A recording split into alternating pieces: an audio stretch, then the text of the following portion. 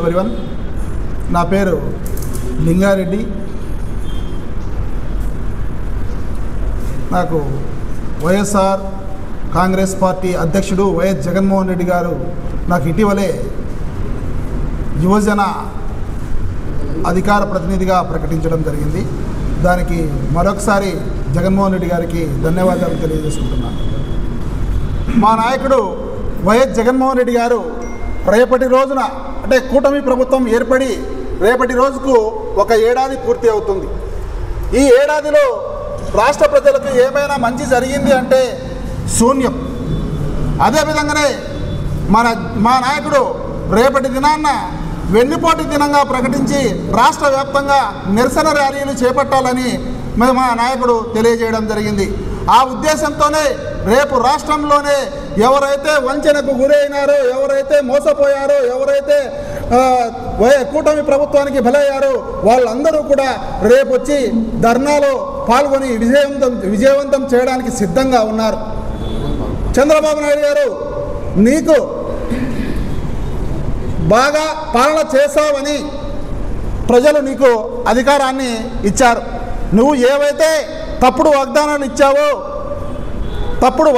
ఇచ్చావో ఆ వాగ్దానాలను ఏ ఒక్కటి కూడా నువ్వు నెరవేర్చలే. ఆనాడు ప్రతిపక్షంలో ఉన్నప్పుడు రాజశేఖర రెడ్డి గారు, జగన్మోహన్ రెడ్డి గారు ఏ విధంగా అయితే సంక్షేమ పథకాలు ప్రవేశపెట్టారో ఆ సంక్షేమ పథకాలన్నీ నేను కొనసాగిస్తానని చెప్పావు. ఈరోజు ఆ సంక్షేమ పథకాలు దేవుడికి ఎరుగు. నువ్వు చెప్పిన సూపర్ 6 పథకాల్లో ఏ ఒక్క పథకం కూడా ఇంతవరకు అమలు కాలేదు. ఫ్రీ బస్, మహిళలకు ఫ్రీ బస్ ఈ రోజుకి 1 సంవత్సరం అయింది నువ్వు అధికారం చేపట్టి.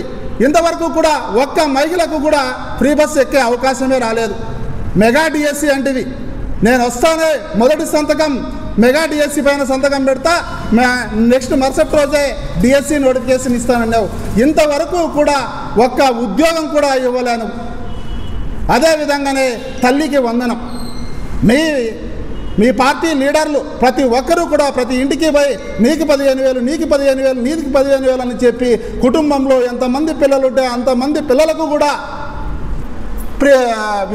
ఉచిత విద్య ఇస్తానని చెప్పి 15,000 ఇస్తానని చెప్పి వాగ్దానం చేసి ఈ రోజు వరకు దాదాపు 1000 విద్యార్థులకు నువ్వు బాకీ పడ్డావు. అదేవిధంగానే నిరుద్యోగులకు 3,000 అన్నావు.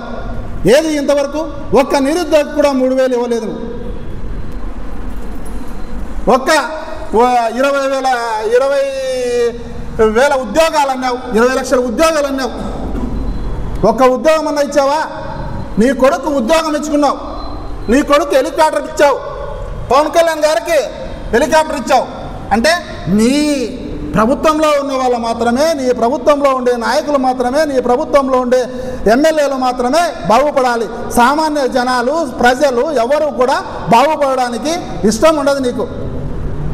కాబట్టి రేపు జరగబోయే ఈ వెన్నుపోటు దినాన్ని రాష్ట్ర వ్యాప్తంగా నీకు వెలుగు పుట్టించే విధంగా జనాలు రేపు నీకు ఇది చెప్తారని ఈ సందర్భంగా తెలియజేస్తున్నాను.